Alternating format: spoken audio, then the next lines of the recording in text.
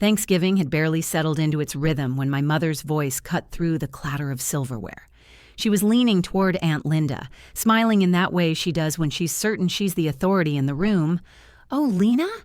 She's just a receptionist." The words felt sharper than the fork in my hand. Around the table, chairs creaked as relatives turned their heads toward me. My cousin Rebecca gave a sympathetic smirk. Ethan shifted uncomfortably, and my mother went right back to talking about her famous pumpkin pie, as if she had just delivered a harmless fact. I kept my smile in place, nodding politely while my stomach tightened. It wasn't the first time she'd brushed off what I do, but saying it in front of the entire family made it sting in a way I hadn't expected. The truth was, my company had just finalized a $50 million donation to children's hospitals, something I'd spent years building toward, but she didn't know that, or maybe she didn't care to. 10 minutes later, the doorbell rang. My mother opened it with her usual hostess charm, only to be met by a reporter holding a microphone, a camera crew behind her, and a bright van with the local news station's logo parked in the driveway. "We're here for Lena Parker," the reporter said, smiling warmly. "We'd love to talk about the incredible donation your company just made." All eyes at the table swung to me. The reporter stepped inside, the camera followed, and in that instant the air in the room shifted. My mother froze mid-step, still holding her slice of pie, her fork suspended as if the bite she had been about to take no longer made sense. The moment had arrived without my planning it, and there was no turning back. Thanksgiving at my mother's house had always been a carefully choreographed performance. She believed in polished appearances and perfect table settings, the kind of holiday gathering that could be photographed for a lifestyle magazine. The dining room table stretched nearly the length of the room, covered with a white linen tablecloth and topped with her best china. A centerpiece of orange and yellow flowers sat between tall candles, and the smell of roasted turkey, cinnamon pies, and sweet potatoes filled the air. I had arrived early with a bottle of Pinot Noir and a dish of homemade cranberry sauce, still warm from my kitchen. My brother Ethan was already there, dressed in a dark sweater, leaning against the counter as he sipped a beer. He smiled when he saw me. "You made it before Mom started her hosting lecture. That's a win." My mother, Marjorie, was in the kitchen giving instructions to Aunt Linda about how to slice the pie just so, while reminding Uncle Harold not to spill gravy on the tablecloth. She noticed me, offered a quick hug, and immediately asked, "You didn't wear that to the office, did you?" I brushed it off. This was normal. The living room TV played a football game at low volume while the younger cousins ran in and out, weaving between chairs and ignoring their parents' calls. My cousin Rebecca, who never missed an opportunity to share her latest career milestone, was showing photos of her new office to anyone who would look. My mother beamed at her and said, "Rebecca just got promoted to senior account manager. Isn't that impressive?" I congratulated her, meaning it, even though I knew the conversation would eventually loop back to me. It always did. Ethan and I found seats near the end of the table. My chair was directly across from my mother's, which meant she could see every move I made. As the food was passed around, conversation turned to work. Ethan talked about a big case he had just won. Rebecca described how her new role came with a corner office. My uncle bragged about closing a property deal. Then it happened. My mother, smiling like she was offering the table a charming bit of trivia, said, "Well, Lena's just happy to have a steady paycheck. She's a receptionist at some medical place, right?" Forks paused midair. A couple of heads turned toward me. My face felt hot, but I kept my expression neutral.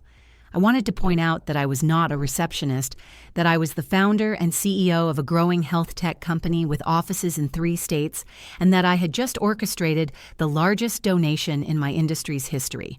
But correcting her in front of everyone would feel like turning the dinner table into a battleground, so I gave a polite smile and said, "Something like that." My voice was calm, but inside, my chest was tight. This wasn't about a simple mistake. She knew I ran my own business. She had heard me talk about my work countless times, but for reasons I had never fully understood, she downplayed it whenever others were listening. Ethan glanced at me with a mix of sympathy and frustration. Under his breath, he asked, "You're just going to let that slide?" I shrugged. "I don't need to explain myself every holiday." That was my standard line, though it didn't make the sting go away. Around the table, the conversation picked back up.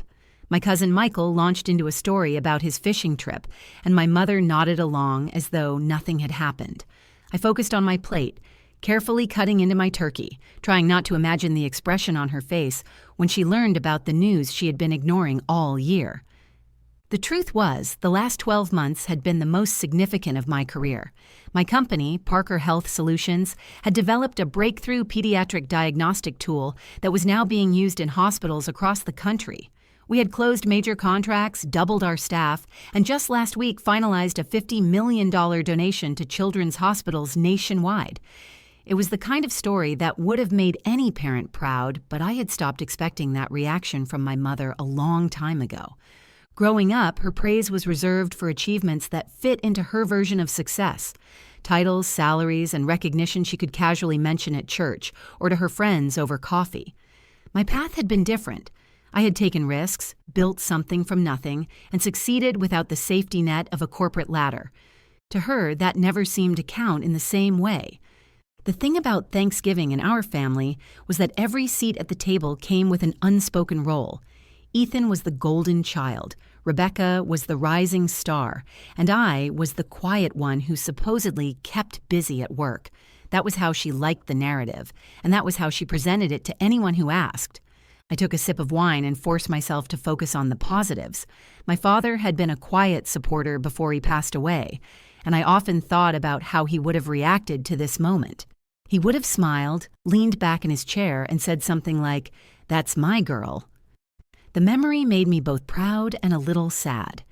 Ethan tried to lighten the mood by making a joke about my cranberry sauce being too good to be homemade, and the table laughed.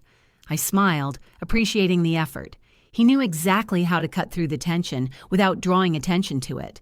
Then, just as I was starting to relax into the noise of conversation and clinking silverware, the sound of the doorbell echoed through the house. My mother excused herself to answer it, her voice carrying into the hallway as she greeted whoever was outside.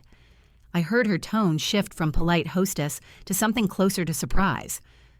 When she stepped back into the dining room, she wasn't alone. Behind her stood a smiling woman holding a microphone, a cameraman adjusting his equipment, and another person carrying a light panel. The logo of the local news station was visible on the jacket of the man at the back. The reporter looked directly at me. "Ms. Parker, we're here to talk about your company's generous $50 million donation. Would now be a good time?" Every fork at the table stilled, every conversation stopped, and every pair of eyes turned to me. The room went silent except for the faint sound of the football game playing in the background. My mother stood frozen by the doorway, her hand still on the knob, as the news crew stepped inside. The cameraman was already adjusting his lens, and the reporter gave me a warm, expectant smile. "I'm sorry for interrupting your holiday," the reporter said, "but we're on a deadline for tonight's segment. Your company's donation is the lead story. We'd love to get your thoughts on what inspired it." I stood, pushing my chair back slowly. Every set of eyes followed me. At the far end of the table, my cousin Rebecca's mouth hung slightly open.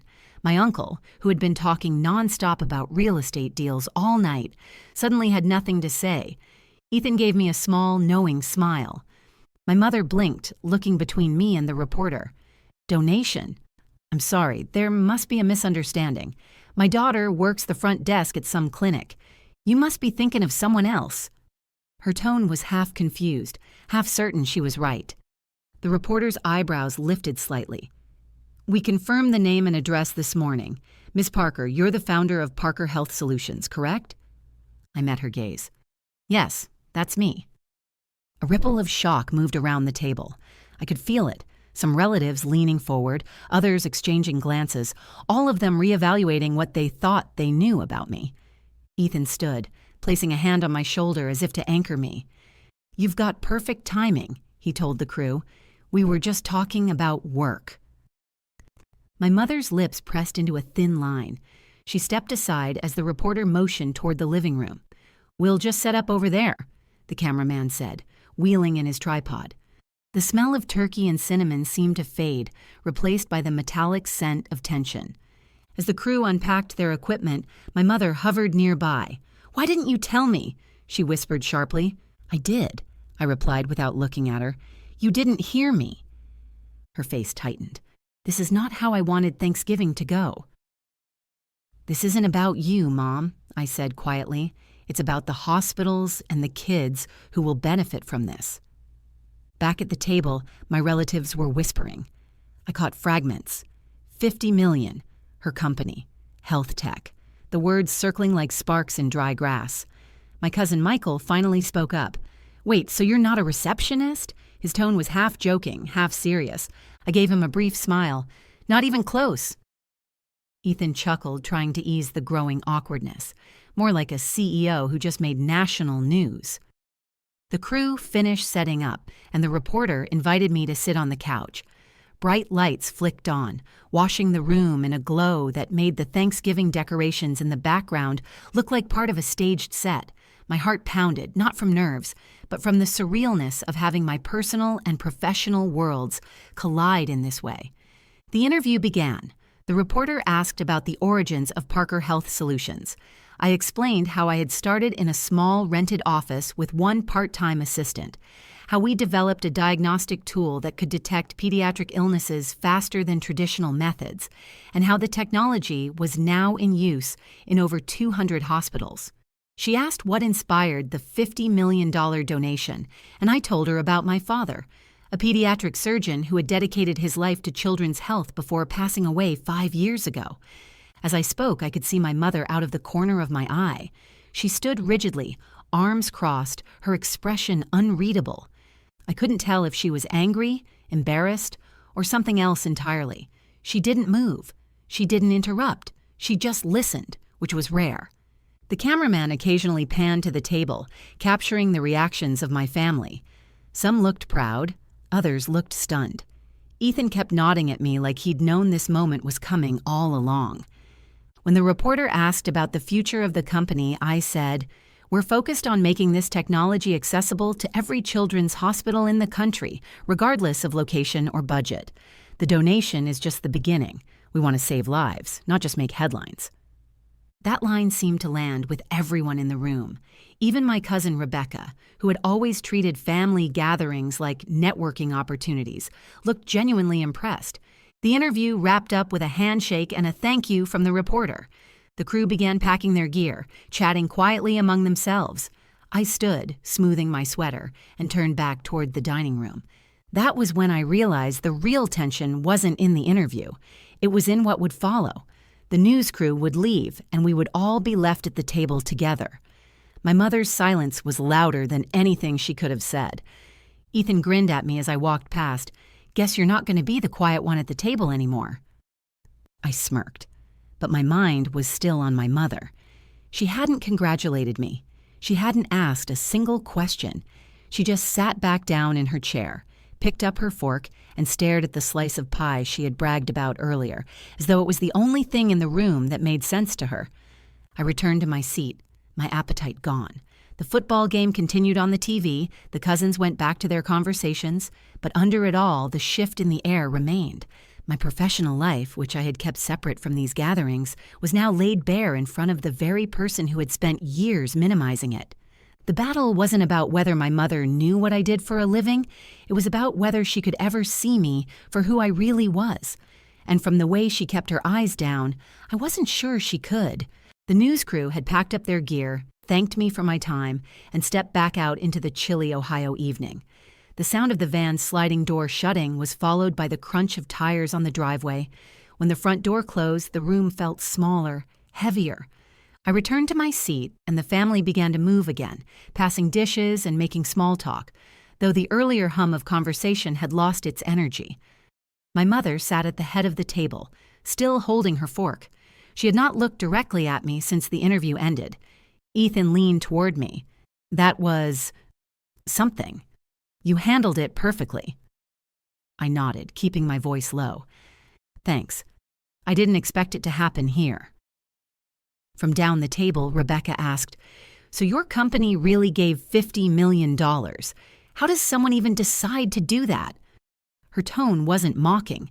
It was curious in a way that made me realize she had never once asked about my work before. I met her gaze. "You decide when you see the need and know you can help. It's not about the amount. It's about what it will do for the hospitals and the kids." The table quieted again. My mother cleared her throat. "It's certainly generous," she said, the pause before the word stretching longer than it needed to.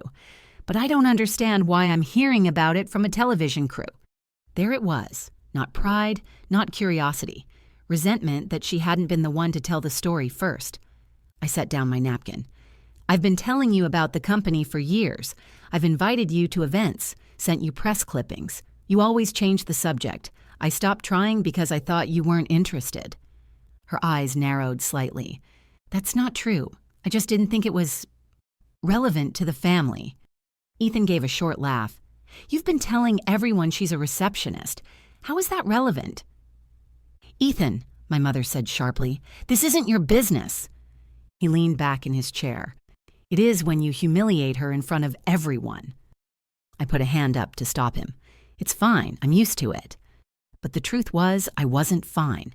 The years of being minimized had built up, and now the opportunity to change that was right in front of me. I looked at my mother directly. "You've spent my whole life deciding what counts as success. If it fit your version, titles, salaries, corner offices, you were proud. If it didn't, you dismissed it. I let you do that because I thought I didn't need your approval, but today made me realize I'm tired of pretending it doesn't matter." The room was still. Even the kids had gone quiet in the living room. My mother's face softened for the briefest moment. Then she glanced down at her plate. Ethan broke the silence. "Maybe now you'll stop introducing her like she's a temp at a dentist's office." My uncle tried to change the subject, asking me about the donation again, but my mother spoke before I could answer. "If it's as important as you say, then why didn't you explain it better before? You know I like to understand what my children do." I gave a small, humorless smile. "I did explain, more than once. You chose not to hear it because it didn't match the story you wanted to tell about me." Her fork clinked against the plate. "That's unfair." "It's honest," I replied. Rebecca cleared her throat. "Well, for what it's worth, I think it's incredible. Most people talk about wanting to make a difference. You're actually doing it." That broke some of the tension. A few relatives murmured agreement. My cousin Michael asked how long it took to build a company like mine. I answered their questions one by one, sharing enough to satisfy their curiosity without turning it into a speech. But the real turning point wasn't the questions. It was the moment I realized I had a choice. I could keep letting my mother define how others saw me, or I could take control of the narrative, even if it made her uncomfortable. When dessert plates were cleared and coffee was poured, I took a breath and made my decision. "I know today was unexpected," I said, addressing the table, "but I'm glad it happened here. I'm proud of my work, and I'm proud of what this donation will accomplish. I've kept my professional life separate because I didn't want it to overshadow family gatherings. But maybe that was a mistake. If I can't share my biggest accomplishments with my own family, then what's the point?" My mother's eyes lifted to mine. She didn't speak, but she didn't look away either. That was new. Ethan smiled faintly, like he knew I'd crossed an invisible line I couldn't step back from. The rest of the table seemed unsure whether to applaud or pretend it was just another part of the meal. I didn't need applause. I just needed to stand in my truth, here, in the one place where it had always been easiest to stay quiet. From that moment on, I decided I would no longer let anyone, family or otherwise, reduce my work to a title that made them more comfortable. And as the night continued, even though my mother barely spoke, I could feel something shifting. Maybe not acceptance, maybe not pride, but recognition. And that was a start. The coffee cups clinked softly against saucers as the conversation limped along. Small talk about football and weather replaced the earlier tension, but under the surface, the air still felt charged. My mother sat quietly, her hands folded on the table, her fork resting on the edge of her plate where the pumpkin pie sat untouched. I glanced around at the faces of my family. Some were still processing what they had just learned. Others seemed to have moved on, but every so often their eyes drifted back to me, as if they were still trying to reconcile the version of me they had always known with the woman the news crew had just interviewed. It was Ethan who nudged the moment forward. "Lena," he said, his voice clear enough to cut through the background noise, "why don't you tell them how this whole thing started? I think they need to hear it from you, not a reporter." I hesitated for a second, then set my coffee down. "All right," I said, my voice steady. "Since we're all here, let me tell you what Parker Health Solutions actually is and why this donation matters." The table quieted. Even the cousins in the living room drifted closer, curiosity pulling them into the dining room doorway. "When I started this company 8 years ago," I began, "I didn't have a team. I didn't have investors.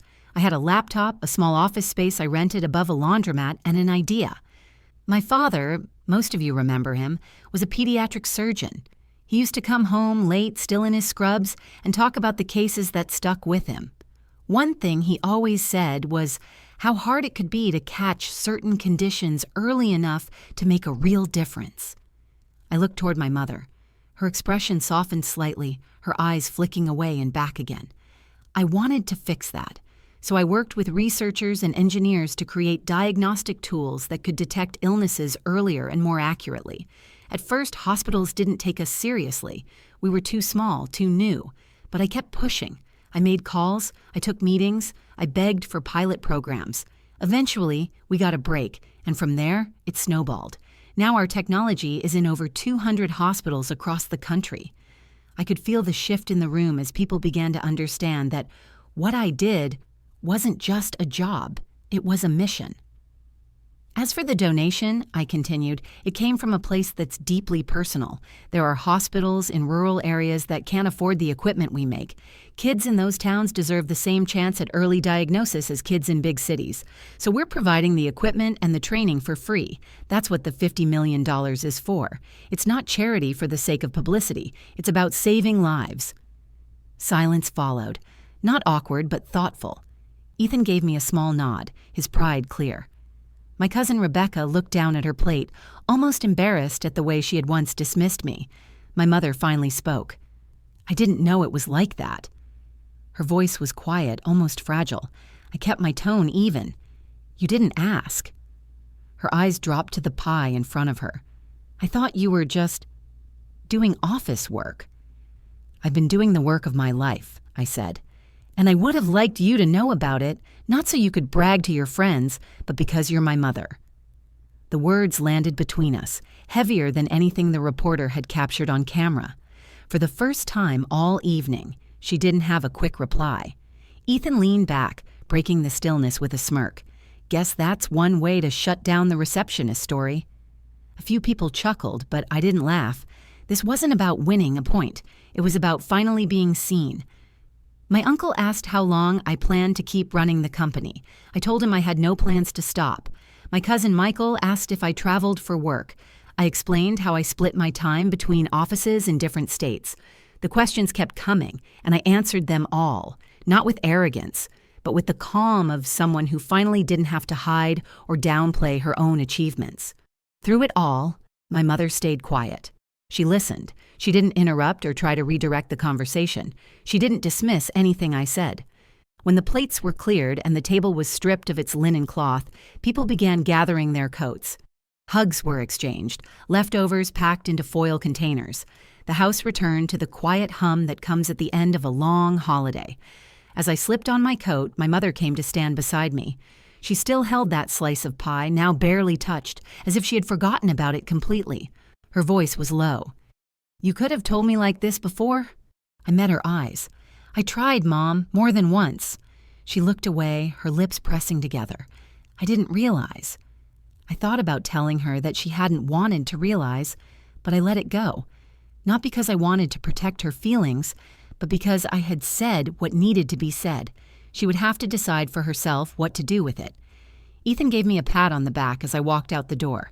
"You changed something tonight," he said. "Even if she never admits it, she knows now." I smiled faintly. That's enough for me. As I stepped into the cold night air, I felt lighter. The reveal had not been planned, but it had stripped away years of misunderstanding in a matter of minutes. For the first time in a long time, I had claimed my place at the table. Not the one my mother had set for me, but the one I had built for myself. The drive home was quiet, except for the hum of the tires against the road. Streetlights cast long beams across the hood of my car, and the night air was cold enough to make my breath visible when I stopped at a light. I replayed the evening in my mind, The words my mother had said, the silence that followed, the way her eyes had shifted when the truth came out. It struck me that nothing about my work had changed between the moment she called me just a receptionist and the moment the news crew stepped through the door. What had changed was the room's awareness of it. For years, I had been carrying the weight of my accomplishments alone in family settings, quietly letting others take the spotlight because it seemed easier than forcing them to understand. Tonight, that changed without my planning it. When I walked into my house, I set my keys down and took off my coat. There was a lightness in my chest that I hadn't felt in years. I didn't feel triumphant in the way some people might imagine. I didn't need to gloat. The truth had spoken for itself. The next morning, my phone buzzed with messages. Rebecca had sent a short text. "Proud of you, cousin." My uncle forwarded the link to the news segment, adding, "Big deal, Lena." Even my cousin Michael had posted the clip online with a caption about being inspired. I knew my mother had seen the broadcast because she had shared nothing at all. That silence told me everything. For my mother, acknowledging my success out loud might take time, or it might never come. I was ready for either outcome. What mattered most was that I had stopped shrinking myself to fit her version of me. I had spoken up not to change her mind, but to stand in my own truth. I had given my family the real story, and whether they chose to embrace it was up to them. As the week went on, I noticed something else. The sting from her comment had faded. It was replaced by a steadier feeling, a sense of ownership over my life and my work that no one could take away. Her words could no longer define me. Looking back, I realized that moments like these aren't about revenge or winning an argument. They are about drawing a line and deciding that you will no longer let someone else write your story. That night at the Thanksgiving table, I wrote mine in my own voice. The donation would go on to change lives in ways my family might never see up close, but I would know. And I would carry that knowledge into every holiday, every conversation, every room I walked into, no matter who was sitting at the head of the table. If you were in my place, would you have spoken up at that table or kept quiet to keep the peace? Have you ever had someone downplay your accomplishments in front of others? Share your story in the comments. I want to hear it. If you enjoyed this video, give it a like, share it with someone who might relate, and subscribe to the channel for more powerful, true-to-life stories.